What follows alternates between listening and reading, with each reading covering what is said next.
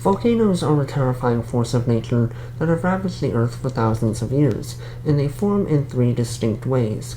One is by tectonic plates moving toward each other, which pushes magma to the surface.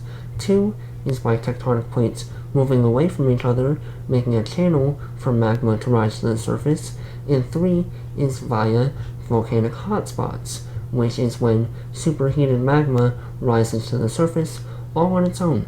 And when the pressure builds up enough, it can cause a volcanic eruption, which lasts anywhere between a few days to even several years, and can release toxic elements like ash, carbon dioxide, and sulfur dioxide into the atmosphere.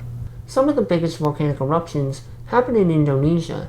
This is due to the fact that Indonesia is home to about 130 active volcanoes and is right along the Pacific Ring of Fire.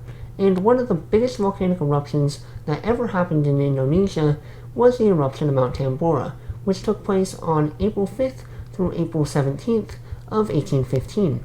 This eruption released about 60 megatons of carbon dioxide and sulfur dioxide into the atmosphere and killed about 100,000 people. After that was the eruption of Mount Krakatoa, which erupted on August 26th of 1883 in between the Indonesian islands of Java and Sumatra. It is probably most well known for creating one of the loudest sounds ever recorded at 310 decibels, a sound so loud that the sound wave circled the Earth 4 times before dissipating. The eruption was also quite deadly, taking 36,000 lives. This is mostly due to a tsunami that formed after the top half of the mountain fell into the ocean.